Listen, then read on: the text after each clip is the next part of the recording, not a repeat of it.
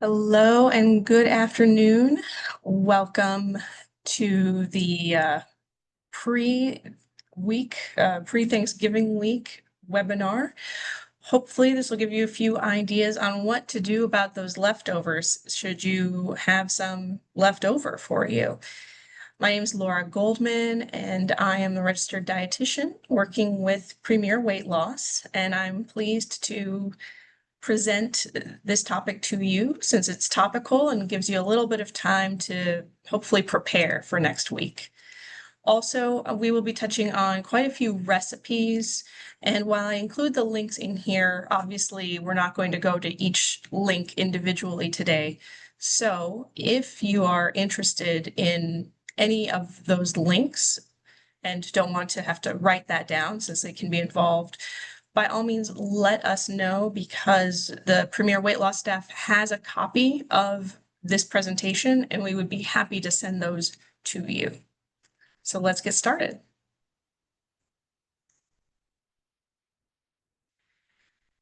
As I start every single day, I do like to say it's the quality of your calories that matters. You do want to make sure that we try to approach each meal and each day intentionally and trying to maximize that quality of the calories we eat. It doesn't have to be perfect, but if we can achieve that 80% of the time or better, then we're on the right track.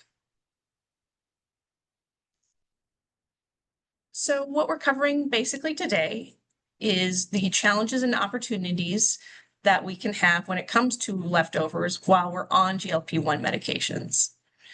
We'll, of course, focus on protein first. That's where the main recipe focus lies, is going to be on the turkey. But remember, if you're going to be using a different protein, we can generally substitute that in.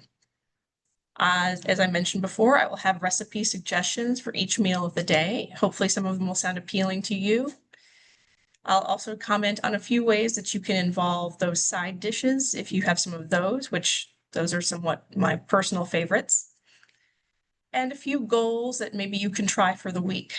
And something I didn't list here, and it was something that I wanted to include, was also the healthy handling of leftovers so that you can emphasize food safety and make sure that you can be safe when you choose to eat them. And as always, at the end, if you do have any questions about this topic or any other nutrition topic, I like to leave time at the end for you to ask away.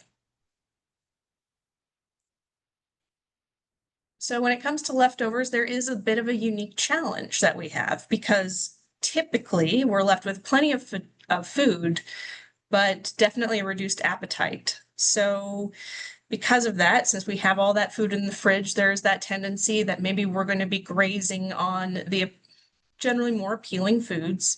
So the carby foods, as I oftentimes list that out.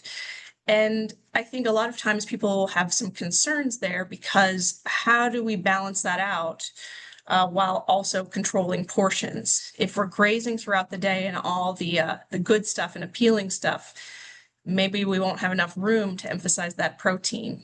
And while I acknowledge that Thanksgiving, and we've talked, if you joined me in the weeks before, that Thanksgiving is just a day, the sooner we can try and get back on the horse of eating mindfully is going to help you reach your goals, health goals, and weight goals more effectively.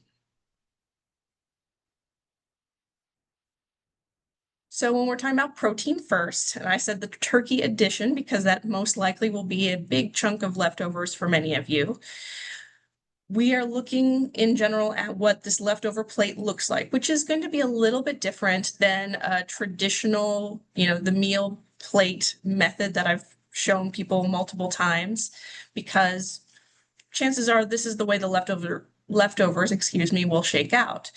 But if you can still have 50% of your plate being a combination of protein and vegetables, that is a great first start.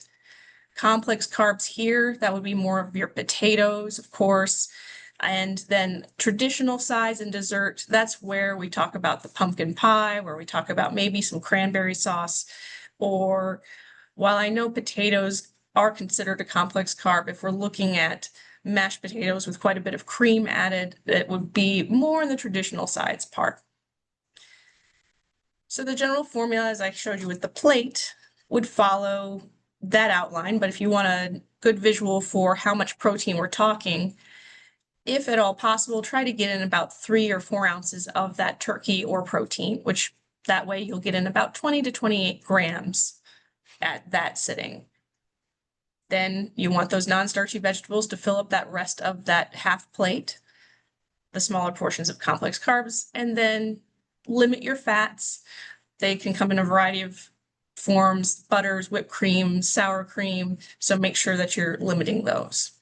And even though I have the dessert here listed on this plate, we do want to emphasize that that comes last. So try and save that for later. And if you want, you can even just sort of imagine that this quarter is cut out from your plate and that's saved for maybe 20 minutes after the meal.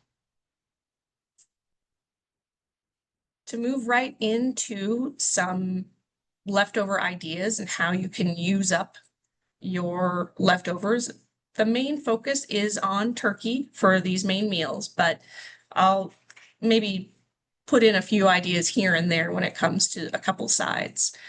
But looking at breakfast, the first one I wanted to list, partly because it is actually on the Premier Weight Loss website, is loaded baked omelet muffins. The only addition that you would need to do is to add that turkey, because the main recipe, while it doesn't list the turkey there, you can just add about 3 ounces to the recipe and you will be able to use that up in that form. And also when you make these baked omelet muffins, you have quite a few that you've made ahead, and then you won't necessarily have to plan for breakfast. You'll have a sort of a grab and go dish. Alternatively, turkey breakfast hash. And there's a decent recipe example from Unbound Wellness that I linked here. But the general formula would be adding some turkey, some sweet potatoes in a small amount, plus some peppers and onions, and you can even add a poached egg or scrambled egg on top. To move on to lunch, again, we're focusing on the turkey aspect here, but you'll notice in the second one, I've also listed out the stuffing. So a turkey pot pie with a stuffing crust. Now you've used 2 leftovers together. You're still getting in 49.5 grams of protein per serving. And both of these, you'll see, I was referencing a website that if you don't know about, I would suggest checking out. It's called skinnytaste.com. You can narrow your focus of recipes based on the type of food, the meal, a variety of different filters that you can apply. And they're an excellent resource with some really helpful recipes. As you can see here, just so you know, I mentioned the turkey and white bean soup, which is also really appealing because also you can make quite a bit of that ahead and then freeze a lot of it to have for the future. And what I would recommend if you do that is to try and freeze it in individual serving containers if you have them available. So that way, then it's a much simpler grab and reheat versus a gigantic frozen chunk of soup. And then moving on to dinner ideas for leftovers. One concept that I thought was fairly unique was a turkey and cauliflower fried rice. So you could do a riced cauliflower if you're trying to be mindful also of carbohydrate portions for you. And so I found a Skinny Taste recipe that I've linked here, but I've also found this very unique website I hadn't heard of before, but I was seeking out some variety of some fried rice, cauliflower fried rice examples that would be simple enough. And so the Professional Mom Project also had some listed here. And then finally, some turkey stuffed bell peppers. And this is the photo example from that Skinny Taste recipe. If you enjoy stuffed bell peppers, this is again a great way for you to use up that turkey. And personally, I would even consider adding a little bit of stuffing to that as well for some variety of flavor. Now to touch briefly on the sides, since there's a chance that you might have a bit of that left over as well. For mashed potatoes, you could add some cottage cheese to it or an egg, mash and mix that in, of course. And you'll want to make sure that if you're adding an egg, especially if raw, make sure that that's cooked up. Something that I've even done at home is adding, say, that cottage cheese and then mashing it into a patty and using just a little bit of oil in a pan, making almost a mashed potato pancake. They're delicious. You've got a little extra protein there, and you could even top it with some Greek yogurt to act like a little bit of a sour cream topper. For green bean casserole, you can always add more vegetables later, cook up some additional green beans and add that. But primarily, as long as it's not too cream heavy and you do have plenty of green beans in there, feel free to use that as your side with the lean protein. That could even take up part of the real estate on your plate combined with that turkey, because green beans aren't really a starchy vegetable, so that can help take up that space there. As far as cranberry sauce, one thing that you can do is if you have a plain yogurt and you want to add a little variety, mix in a little bit of that. That's going to add a nice fruity zing to it. Or you can make a salad dressing out of it. If you have, say, I'm assuming we're talking about the canned cranberry sauce. This might be a little different if you're making your own and you have pieces of cranberry. But if you're using that canned version, you can dilute it with some water and some vinegar, and then you have a little bit of a dressing that you could add on your salads to use up. Now that we've talked about all the different ways to use up your leftovers, I do think it's very important to talk about, one, how to store it, and also general food safety. So firstly, if you are going to make a bunch of things ahead, storing in individual containers can be very helpful just for portioning out. But regardless of what you're storing your items in, if it's a large container or if it's individual storage, you do want to try and quickly cool your products by storing them in shallow containers. So you can see on the left side, an example of a decent storage product is on the far left in the blue container. That would probably be about 3 inches tall. But these, the plastic tall versions, the one that's holding this coleslaw, would be a little too tall. And the reason for this is that if you're storing, say, something hot, cooked, maybe stuffing, or if there's rice in a large container that doesn't cool quickly, the center might not cool quickly enough and could be a harbor for bacteria to grow and lead to a foodborne illness. Also, ideally, you want to keep your refrigerator at 40 degrees or below, so 40 degrees Fahrenheit or below, and your freezer should be at 0 degrees or below. It's also very important not to overfill your refrigerator or freezer, so that way it can be more efficient at cooling. In terms of storage times, you do want to store your leftovers generally for no more than 4 days. And then with a freezer, this is more about quality. Technically, frozen food is not going to necessarily go bad in terms of a foodborne illness concern, but with the freezing and thawing that can go on, the general quality of texture, perhaps flavor, can degrade after 3 to 6 months. And then whenever you are reheating leftovers, you do want to get them back up to an internal temperature of 165 degrees Fahrenheit to, again, just make sure that you're staying safe whenever you are reheating and eating them. So now that we're approaching the end here, I did want to try and establish a few goals that you could maybe implement for this next week before the big day of Thanksgiving.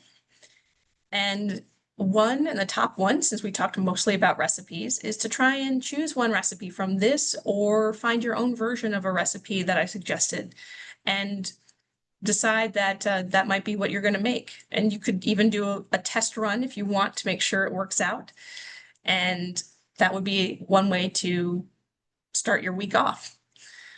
Also, and this would be really once you get to the leftover stage, so some of these you might not be able to implement until after Thanksgiving, but make sure that once the meal is over, portion out and freeze just as soon as you can, at least half of the turkey or other protein leftovers you have, and put those into single serving containers for use later, or at least get in those shallow pans and try and get that frozen so you don't have to worry about that. And that can be something you can use even weeks down the line and not have to use up in 3 to 4 days. A third option, of course, is if you have extra leftovers and you know that they're just maybe a little bit heavy for you, maybe that's not going to help you meet your goals, or might just be too tempting. Feel free to share with a neighbor, and depending on what it is, there's a donation option potentially. Just check ahead of time, because it would be a shame to be turned away if you've brought something over to a food pantry. And one that I thought up near the end, of course, is if you have some friends who are also on this weight loss journey with you, maybe you can compete with them and see who can come up with the most creative but tasty leftover recipe. And there can be a Friendsgiving after the Thanksgiving with leftovers and prepared in creative ways. And that would be a fun way to try out different items, and you can have your own oh, now I can't think of it, but you can have your own competitive chef show in your house. So to put that all together, just know that leftovers, they do give you challenges, but they also give you the opportunity to create new and healthy habits, and will give you the chance to try a little more variety with your meals if you feel like you're sort of in a rut recipe-wise. Just remember to focus on the protein part first, but also remember to have fun with it. Don't feel like you're beholden to having to create new recipes if that's just exhausting. Try and find something that interests you, that appeals to you, and go from there. And use websites to get some recipe inspiration. Like I mentioned, the Skinny Taste is an excellent option, and there are plenty more out there, including the Premier Weight Loss website. And so use those resources to help guide you into finding some new and healthy options. And with that, I will actually open it up to questions at this time. So if you do have any questions at all, feel free to hit that question mark at the bottom left hand of the screen. It can be about this topic or others. And remember, in case you weren't here to hear it when I first mentioned, if you do want any of these recipes, feel free to ask the Premier Weight Loss staff, because we can get you the links to those recipes so you don't have to worry about having to write it all down. Be happy to send those to you. So I will just wait here for a few minutes and see if anyone has some questions.